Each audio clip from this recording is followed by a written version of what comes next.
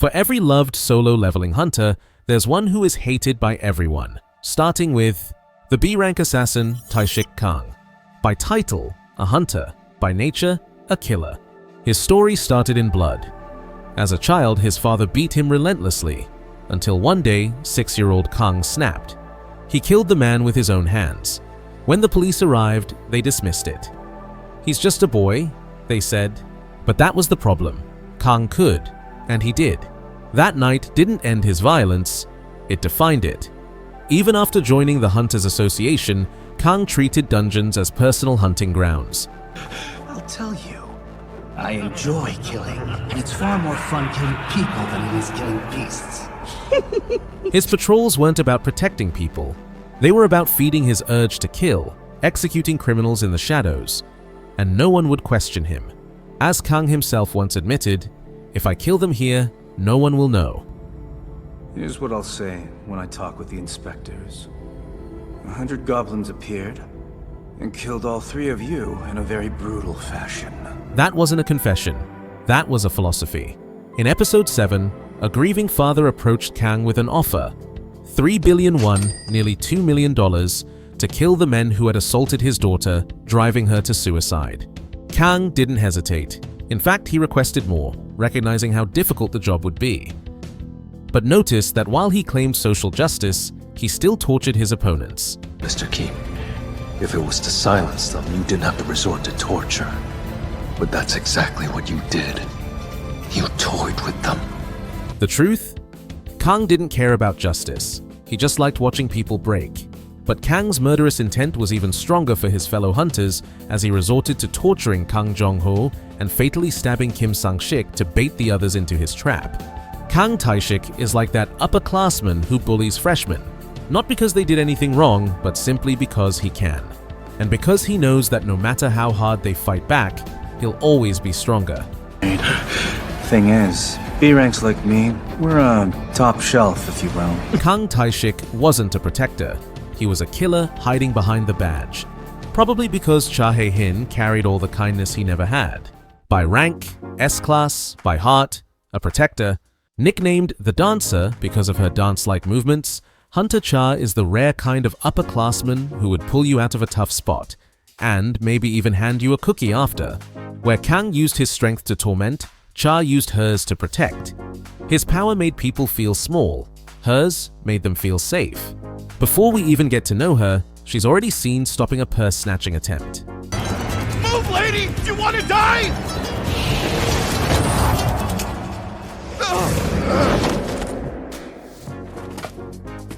She didn't just stop crime in dungeons, she stopped it on the streets. A track star turned hunter. After an injury ended her career, she chose to rise again in a different arena. Hunter Cha retired from sports, awakened as a C-rank hunter, and climbed all the way to S-rank. She didn't use her trauma to punish the world, she turned it into fuel to protect others from the pain she knew too well. She walked through dungeons and city streets, not looking for prey, but for people she could save.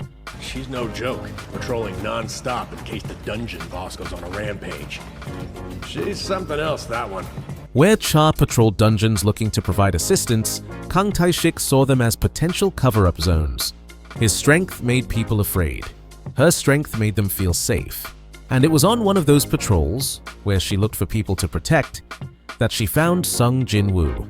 At first, Cha confronted Jin-woo to prevent him from going into the gate where the dungeon boss lived, insisting that he stay far away from it. However, she notices the fact that unlike other hunters, he doesn't smell.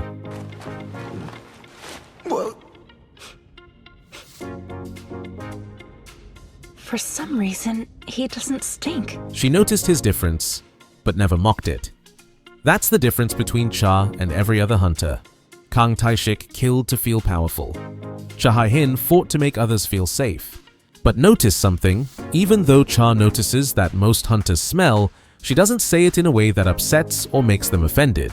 Instead, she quietly covered her nose, and when she sees Jin-woo's weakness, she responds with kindness. Jin-woo-sung, an E rank. Never mind, sorry.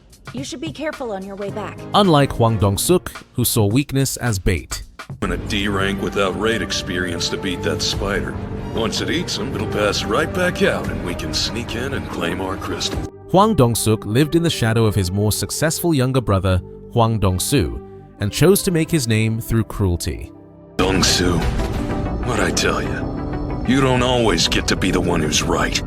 Better not expect your big brother to bow down to you now. Dong-suk's exploitative ways would make him one of the most hated characters throughout the series. Most raid teams bring balance. Tanks, healers, mages, assassins. Dong-suk's team, no healer.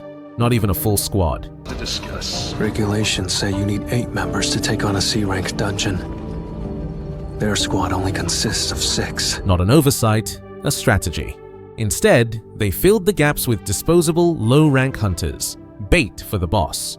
A strategy that would all too well backfire when he sets up Jin-woo and Jin-ho. The problem with Dong-suk isn't just his criminal ways, but the arrogance with which he says it. So yeah, they're as good as dead. That's the one part of my plan that's an absolute guarantee. He laughed about it, certain no one would ever find the bodies. That wasn't confidence, that was arrogance. He eventually asks Jin-ho to murder Jin-woo in order to make him an accomplice and prevent the truth from coming out. An offer he ultimately declined. In the end, Jin-woo turned the bait trap back on him. Dong-suk's cruelty caught up with him and killed him. Some people might think Hwang Dong-suk got what he deserved, some might say otherwise. Let us know down in the comments. Dong-suk preyed on weakness. Lee Ju-hee, on the other hand, saw weakness as something to protect. If Jin-woo was the weakest hunter alive, Joohee was the one person who never let him feel alone.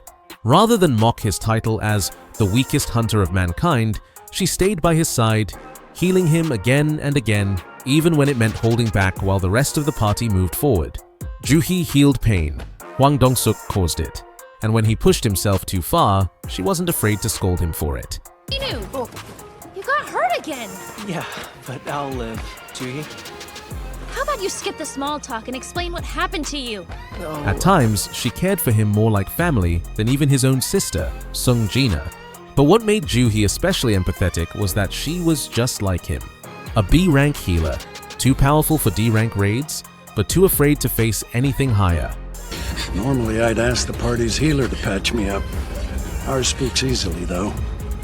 That's why she only does bottom rung raids despite being a B-rank hunter. Dungeons terrified her. Yet when she saw Jin-woo, powerless as he was, keep moving forward, it gave her courage. And it wasn't just admiration. Sometimes her kindness hinted at something more. Well, in that case, you could always show your thanks by taking me out to eat somewhere. Why the shock? Is the thought of treating me to a meal so upsetting to you? She saw his weakness as something worth protecting. The exact opposite of Hwang Dong-suk, who tried to exploit it. In the second episode, where the team gathers in a circle and the statues attempt to take their lives, Joohee is the only one who hesitates to leave, as her legs couldn't carry her and she couldn't bear leaving Jin-woo alone in there. Sure. No. Sir, my legs just gave out on me. Even after the tragedy, she was the first to reach out. She brought him flowers in the hospital, a simple act of kindness none of the others even thought to do. Sadly, we don't see much of her as the series progresses. As Jin-woo grew stronger, Joohee quietly slipped out of the story. No Jeju Island, no epic battles, just a healer who once stood by the weakest hunter and then faded into the background. Some fans say she deserved better. Others say her gentle nature wouldn't have survived in the brutal world Jin-woo was stepping into. But moments like these are why so many fans still root for her. She had power without courage. He had courage without power. And somehow, they inspired each other. Are you Team Joohee or Team Cha? If you're Team Cha, make sure to subscribe.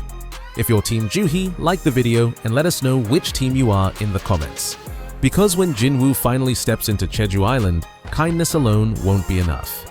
Against the Ant King, only monsters can face monsters. Before he was calling Jin-woo my king, he was tearing S-rank hunters apart for fun. Beru, the Ant King of Jeju Island, wasn't just powerful, he was arrogant, sadistic, and terrifying.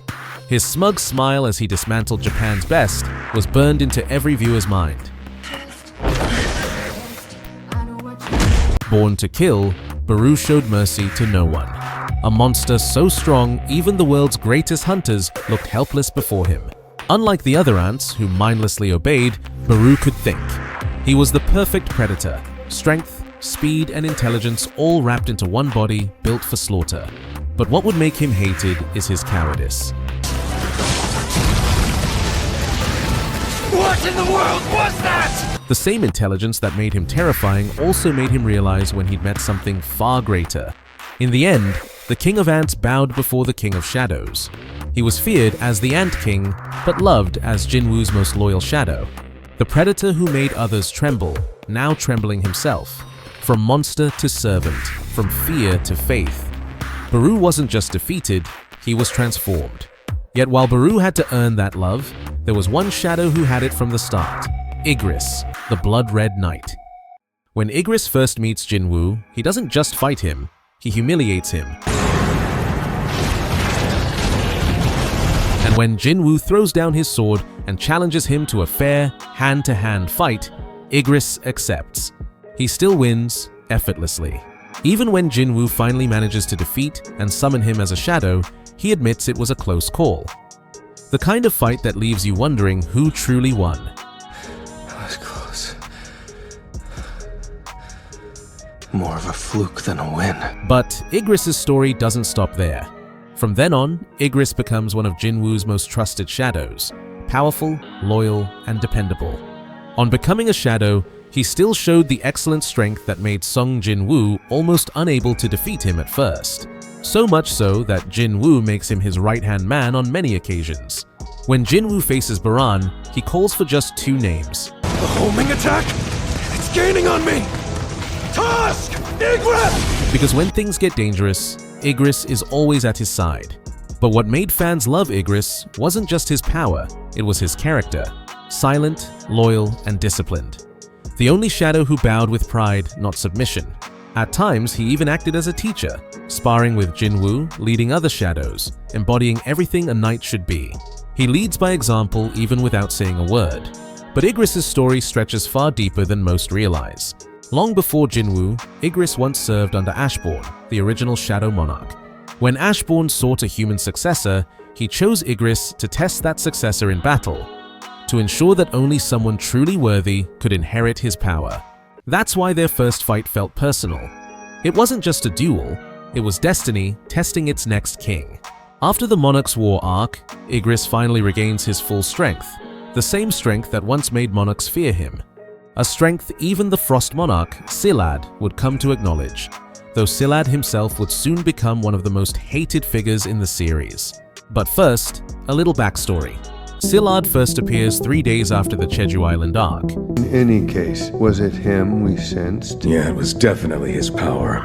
I don't know why he'd willingly lend that power to humans. Silad, also known as the Frost Monarch, was one of the 10 monarchs, immensely powerful beings who are essentially embodiments of destruction, chaos, and raw elemental power. As with any comic book show, the monarchs are opposed by the rulers, who are the superheroes of the solo leveling universe. But unlike typical superheroes like Superman or Goku, the rulers cannot descend to Earth freely. Instead, they must possess human vessels, people strong enough to carry fragments of their divine power. Think of it like Venom needing Eddie Brock to function. Often, these vessels don't even realize they're carrying such power until it's too late. As a result, Silad and his other allies, including Raken, others, begin hunting these vessels down. It is for this reason that they ambush Christopher Reed, the 3rd strongest hunter in the universe and an awakened vessel of a ruler, and kill him. But, while this was a very sad event to see, a more depressing catastrophe was about to happen. The next vessel Silad would attack would be someone so close to home, it would make viewers cry. While working hard one night, Go Gun-hee detected some kind of barrier around him. It was Silad. Although he would fight very hard to stall until Sung Jin-woo arrived, his frail body would hit its limit, allowing Silad to fatally stab and kill him. And it is for this reason that Silad is hated and Go Gun-hee is loved. Although Sung Jin-woo would reject his offer to join the Hunters Guild, he would remain enthusiastic and a father figure to Sung Jin-woo, at least in the absence of his father. If I were 20, or even 10 years younger, I could fight alongside someone like him. Before becoming the chairman of Korea's Hunter Association, Gunhee was a corporate giant, a man who'd already conquered one world before awakening to another. As a vessel of the rulers, he became Korea's strongest hunter, but age betrayed him. And age is a battle even the strongest can't win. Even healing magic couldn't reverse what time had taken. His power grew while his body began to fail him, forcing him to retire after just a few years. Even then, he never stopped fighting, pouring his own fortune into building the Hunter Association and guiding the next generation. Where Silad hunted rivals out of pride, Gunhee lifted them up, cheering louder than anyone when Jin-woo arrived on Jeju Island. He made it there! Thank you, Hunter Sung! Point is, he did it. I don't care how. Let's put our faith in him. But his final night would come when Silad broke into his office. Knowing he couldn't win, Gunhee unleashed everything he had, not to survive but to stall, praying Jin-woo would make it in time. His body eventually gave out. When Jin-woo arrived, Gunhee was already lying in a pool of his own blood. Jin-woo tried to save him with the holy water of life, but Gunhee refused, asking him instead to stay on humanity's side in the coming war. He had nothing left to give, except his faith in Jin-woo. And in that moment, Go Gun-hee smiled, closed his eyes, and accepted his fate. Gunhee gave his life. The Frost Monarch took it. A man who fought till his last breath, not for glory, not for power, but for the hope that humanity might survive what was coming. In the epilogue, Gunhee is briefly reincarnated and given 10 more years. But when faced with the same choice, he still refuses immortality. Even in a second life, he stays true to who he was. But while Go Gun-hee used his strength to lift others, Antares used his to crush them. The Monarch of Destruction, ruler of dragons, commander of chaos. Antares was the strongest of all monarchs. Yet behind all that power hid a fragile ego. Like Silad, he couldn't stand the thought of anyone greater than him. Not even his own ally Ashbourne, the original Shadow Monarch. During the war between the monarchs and the rulers, Antares began to fear Ashbourne's growing strength. So he did what cowards always do. He betrayed him, ordering Raken and Baran to take him out. Big mistake. Ashbourne defeated Raken. He killed Baran, the same Baran who shows up on the 100th floor of the Demon Castle and then vanishes.